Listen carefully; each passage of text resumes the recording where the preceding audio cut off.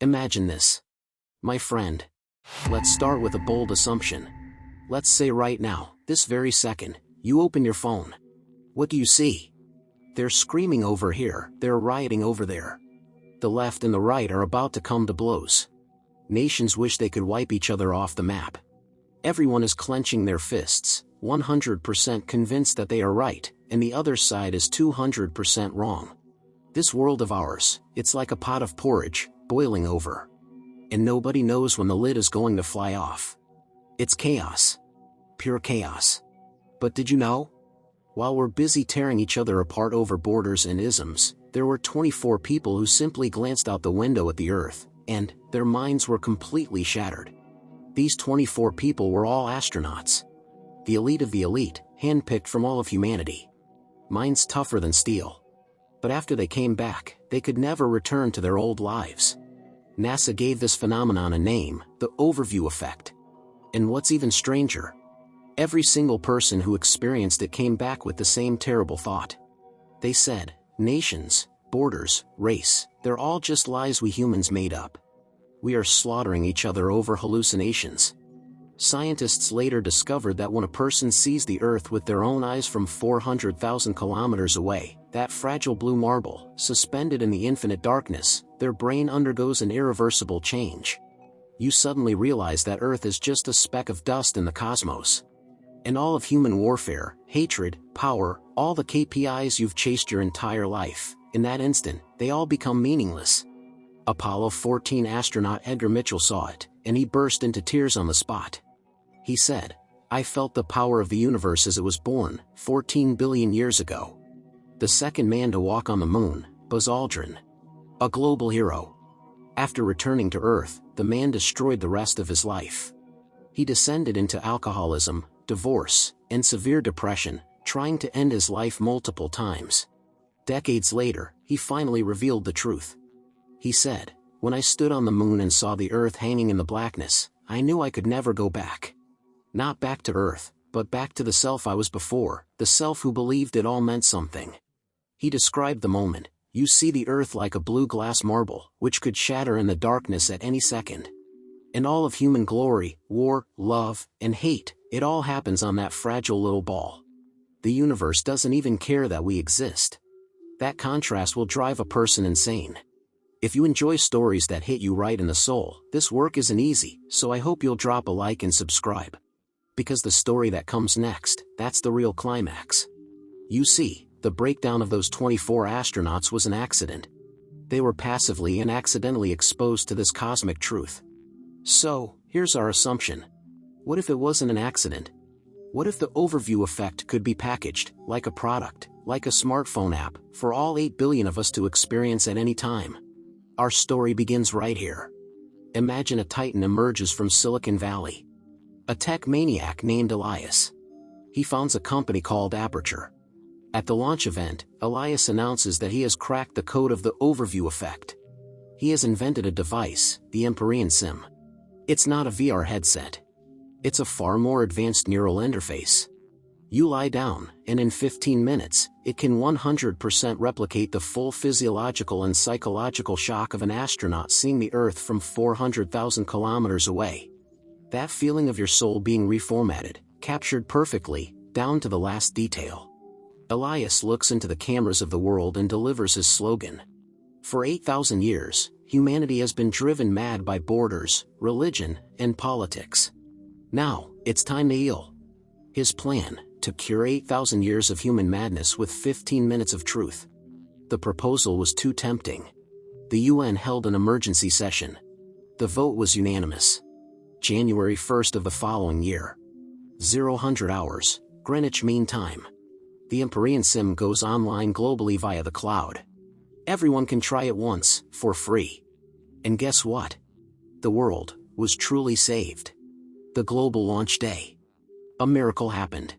That afternoon, the front lines in the Middle East announced a permanent ceasefire. Not a truce, a permanent ceasefire. Soldiers walked out of their trenches, not to surrender, but because after they experienced the sim, they suddenly felt that the enemy on the other side was, just like them, just another person on a tiny blue dot floating in the void. To kill someone over an invisible line, it was too absurd. Immediately after, Twitter, or X, completely crashed. Not from a hack, but from traffic overload. Those politicians, those influencers, who spent years screaming at each other, began frantically apologizing to one another. "Brother, I was wrong. I shouldn't have cursed you. My friend, I am ashamed of my words yesterday." The global crime rate, within 24 hours, dropped to 0. People spontaneously flooded the streets. No protests, no slogans. They just hugged each other, pointed at the sky, and wept. Everyone said the same thing: "I saw it." The world, it seemed, had truly been healed. Our protagonist, Alex, yes, our old friend Alex, he was one of the first. Alex was just an average city white-collar worker.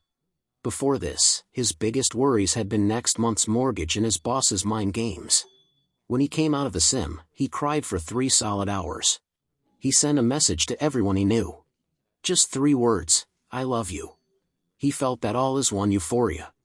He felt that the new era of humanity had arrived. This honeymoon period lasted for about 3 months. 3 months later, Alex went to work. He got on the subway, and suddenly, something felt wrong. The car was too quiet. Not the old crowded but everyone's on their phone quiet.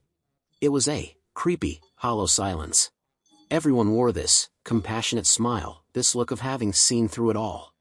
But they didn't interact. Alex tried to make small talk with the passenger next to him. "Hey, nice weather today." The person slowly looked at him, smiled, and said, "The weather is merely an arrangement of atmospheric molecules. But yes, it is beautiful." Alex had no reply. On the streets, people weren't hugging and crying anymore. They were just walking. As if in a trance. The real crack appeared at a community meeting. Alex's neighborhood was discussing a very practical problem: how should we sort the garbage? Before the sim, people complained, but at least they did it. This time, the meeting room exploded. A neighbor, Mr. A, stood up and said, "I have experienced the overview effect. The universe is an infinite cycle. Entropy is inevitable. All trash will eventually return to dust. For us to be here, arguing about which bin a plastic bottle belongs in, is itself a form of attachment.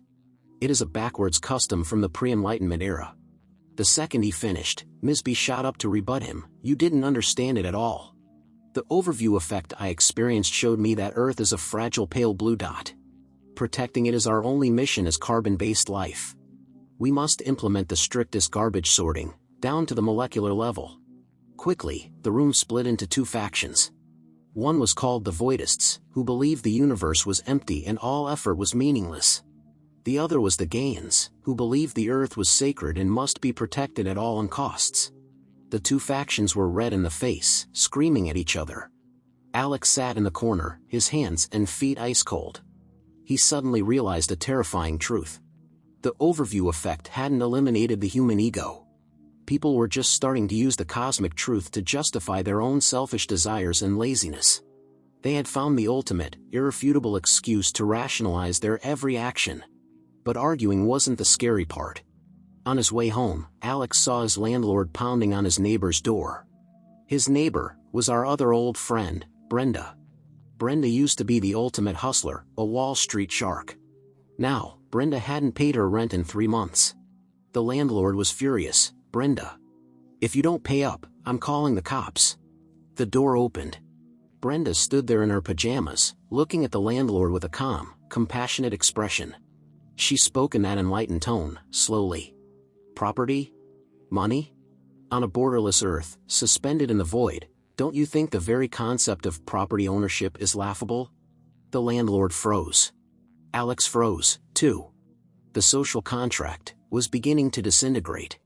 Brenda's "is property laughable" was like the first domino. No. It wasn't the first. Alex suddenly realized that while he was still reeling from the garbage sorting fight, this virus of meaning paralysis had already spread. Brenda's not paying rent was just the start. Next, pilots refused to fly. The reason? What is the meaning of flying from point A to point B, just to move around on this? Supermarket cashiers abandoned their registers. They just smiled, watching people take the food. The act of payment is the biggest lie of the pre-Enlightenment era. The entire social contract, in just a few weeks, crumbled to dust. Okay, my friend, we have to pause. We have to analyze this. What just happened? This isn't enlightenment. This isn't a utopia. I call this meaning paralysis. Do you remember that perfect metaphor from the article you gave me at the beginning? The one about Buzz Aldrin, the hero who returned from the moon and whose life fell apart. The article said, it's like seeing the game's ending credits, but being forced to go back to the tutorial level and keep playing.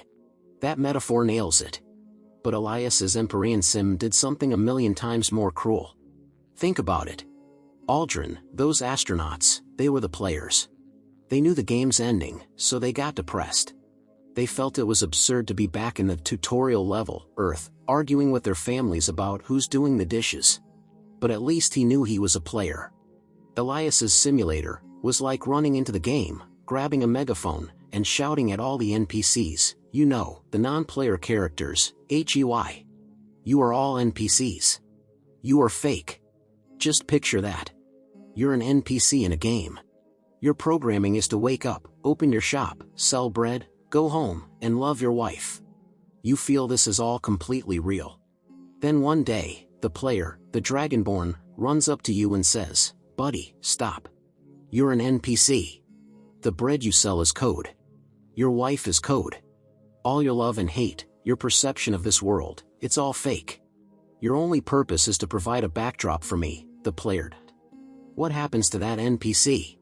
He won't get angry. He won't fight back. He will glitch. He would freeze. He would stop selling bread. He would stop going home. His entire reason for being, the very code of his existence, would be deleted. That is meaning paralysis. That is what happened to Earth after the sim went online. The global economy stopped. Not a financial crisis. It was a meaning crisis. Money was exposed as humanity's greatest mass illusion. The stock market? The exchanges? They all became jokes in the Museum of Human History. The hospitals, emptied. The voidist doctors refused to work. Their reason, life is just a brief aggregation of carbon molecules. Why should we intervene in this process? The Gaian doctors refused to treat anyone who wasn't fully enlightened, claiming they were a waste of Earth's resources. The global birth rate, overnight, dropped to 0. Why bring a new soul here to taste this cosmic, ice-cold joke? But that wasn't the worst of it. The worst part was, people began actively logging out. The global suicide rate skyrocketed by 1,000%. But bizarrely, it was no longer seen as a tragedy. It had a new name, the Ascension. People no longer used painful methods. They simply stopped eating, waiting peacefully in their homes, smiling.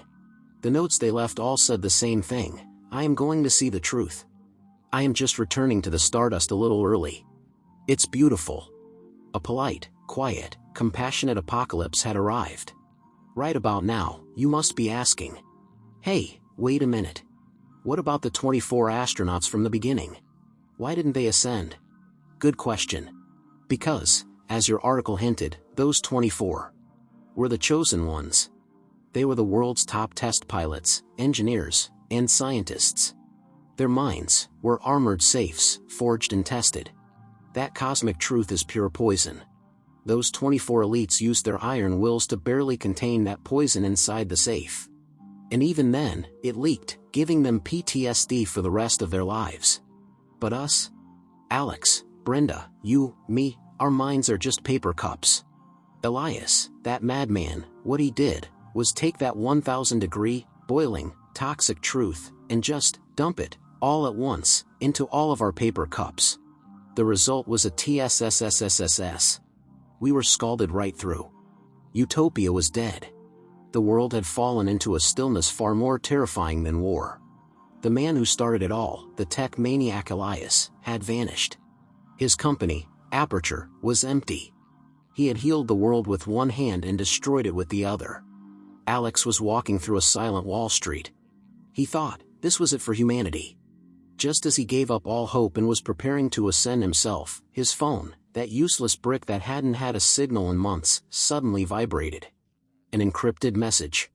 On it, just an address, in one sentence. The truth is poison. We have the antidote. Alex took the address and crossed the dead city. He thought the antidote headquarters would be some high-tech bunker or a military base. He was wrong. The address was an abandoned university theater. A place designed specifically for performance and creating illusions. He pushed open the heavy doors and walked inside. It was dark, but not the void kind of dark. It was dark with candlelight. He heard an intense argument coming from deep on the stage. Alex's heart tightened. He hadn't heard humans arguing in months. Ever since the sim, people only compassionately exchanged views or peacefully ascended. Arguing, he could smell a trace of humanity in it. He went backstage, pulled back the curtain, and stepped onto the stage. What he saw left him completely stunned. In the center of the stage were 30 or 40 people. They weren't praying. They weren't messing with high-tech. They were drawing lines on the floor. With chalk. They had drawn streets, houses, communities. And the two men who were arguing, this is what they were arguing about. This line must be drawn here.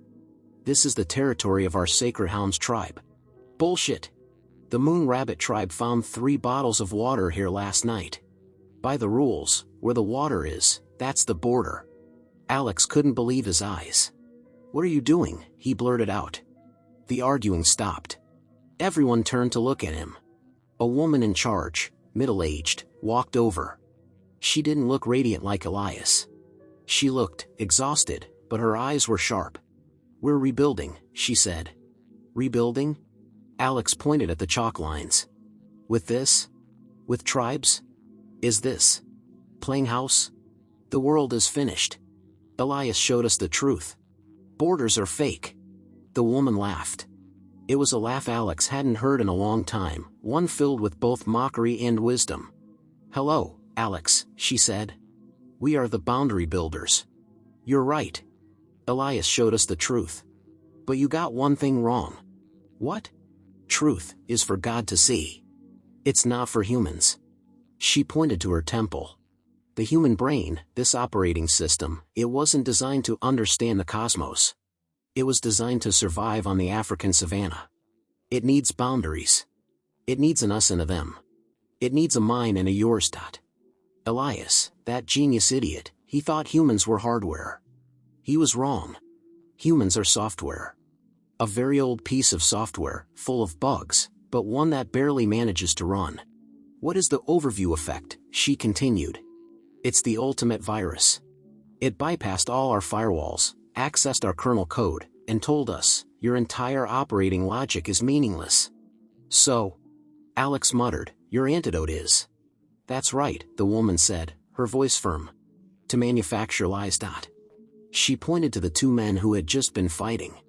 Before the sim, they were voidists, lying at home waiting to die. And now? They are the leaders of the Sacred Hounds and Moon Rabbit tribes.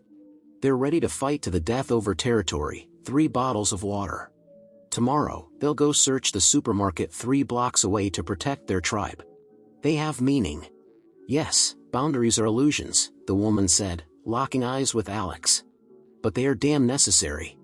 Elias used truth to destroy the world. We're going to use meaning to save it. Just as Alex was floored by this, pondering whether necessary lies were worth it. Clap. Clap. Clap. A slow, morbid applause came from the theater's audience. A shadow stepped out of the darkness. It was Elias. He was back. But he looked awful. He was skeletal, almost unrecognizable, his eyes glittering with a fanatic light, as if he, too, was halfway through ascending. Brilliant. Just brilliant, Elias said as he walked onto the stage, smiling at the woman. Dr. Alita. I knew it. When the monkeys get scared, they always pick a new alpha and start drawing territories in their cage again. Dr. Alita stood in front of Alex. You devil. You destroyed the world. Elias pointed at himself, theatrically. I gave them liberation. I gave them truth. It's you who are too fragile. It's your paper cup brains that couldn't handle it. He looked at the chalk lines on the floor with contempt. You're regressing. You're dragging humanity back into that cave of war, hate, and tribalism. All for that pathetic, fake meaning? That's still better than your true, ice-cold void. Dr. Alita roared. No. Elias shook his head. A fever is meant to kill a virus. This meaning paralysis we're experiencing, it's a fever. An evolutionary fever. Yes, 99% of humanity will die. But the 1% that survives, they will be a new species. They will no longer need lies to function. They will be the children of the cosmos. From his coat, Elias pulled out a device much smaller than the SIM. It looked like an earpiece. The SIM was phase 1. That was just seeing. This is phase 2. He held it up. It doesn't see. It rewrites. It will forcibly upgrade your brain. It will turn your fragile paper cup into titanium alloy. It will make you love this void. It will make you become a god. Dr. Alita's face went pale. You're erasing humanity. Humanity, isn't that the root of all our suffering? Elias retorted. And then, both of them looked at Alex. Alex stood in the center of the stage. He was the only ordinary person here. Dr. Alita held out her hand to him. Alex, help us. We need people to tell stories. To rebuild laws, rebuild communities, rebuild the lies. It's hard. It's dirty work. But it will let us live.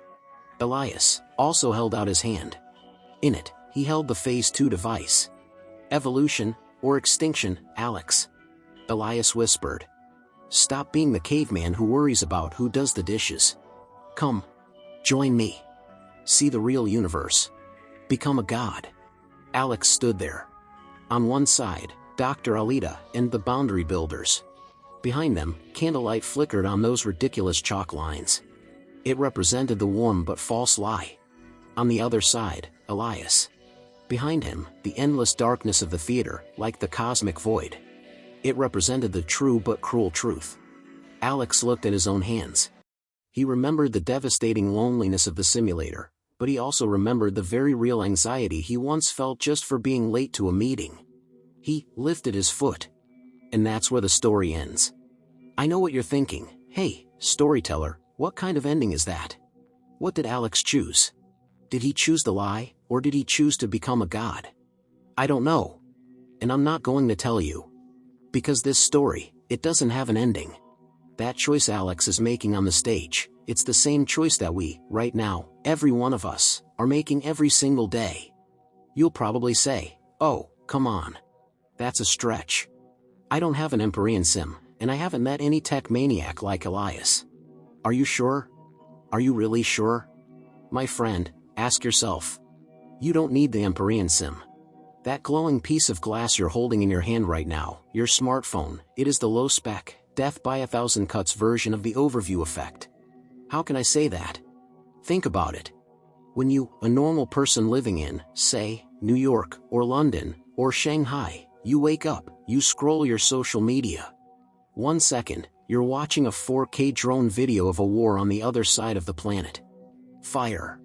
Screaming. You feel a pit in your stomach. You swipe. The next video is a golden retriever learning to skateboard. It's adorable. You laugh. You put your phone down. And you begin to feel real, intense anxiety about what to eat for lunch, why your boss hasn't replied to your email, or why that person hasn't liked your post. Haven't you ever had a moment where you felt, how absurd this all is? That massive contrast, that cognitive dissonance, that feeling of spiritual helplessness. Isn't that exactly the same as Buzz Aldrin, fresh back from the moon, hearing his family argue over who's doing the dishes and feeling his mind crack? You've definitely had that moment. You felt like a hypocrite. You felt numb. You thought, my God, the world is like that, and I'm still obsessing over this stupid little thing? But today, we're going to burst that bubble. The overview effect, the truth, what is the real virus in it? Is it the cosmic void? Is it that borders are fake? No.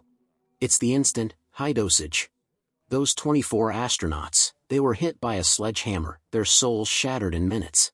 And we are being subjected to a death by 1,000 cuts, by the microtruths and macro sufferings of the entire world, pushed to us every single second, in our pockets. Our brains, that ancient paper cup that was designed to dodge saber-toothed tigers and figure out which berries are poisonous on the African savanna. It was never designed to process the real-time suffering of 8 billion people and cosmic-level meaninglessness. It can't handle it. And when it's forced to, it glitches. It leads to the meaning paralysis of our time, depression, anxiety, and just lying flat, giving up completely. So, my friend, where's meaning? It's not on that pale blue dot 6.4 billion kilometers away. It's too cold out there. There's nothing there but the cold laws of physics. Meaning is found precisely in the lie of who's doing the dishes tonight. Our nations, our families, our jobs, our desire for a promotion, the sports teams we root for, even that neighbor we can't stand. These lies that humans made up, just like you saw in that article at the beginning. They are bugs. They are the firewalls that human consciousness painstakingly coded for itself over millions of years of evolution. They are boundaries. They are stories. They exist to protect this fragile heart of ours, a heart that needs meaning, from being frozen to death by that absolute zero, cruel, cosmic truth. So, my friend, the next time you feel anxious, or angry, or even happy about trivial little things like next month's mortgage, or your kids' grades, or what to have for dinner, don't mock yourself for thinking too small. Cherish them. Because it is precisely these illusions that allow us to be human. Alright. I'm your storyteller. We'll talk again next time.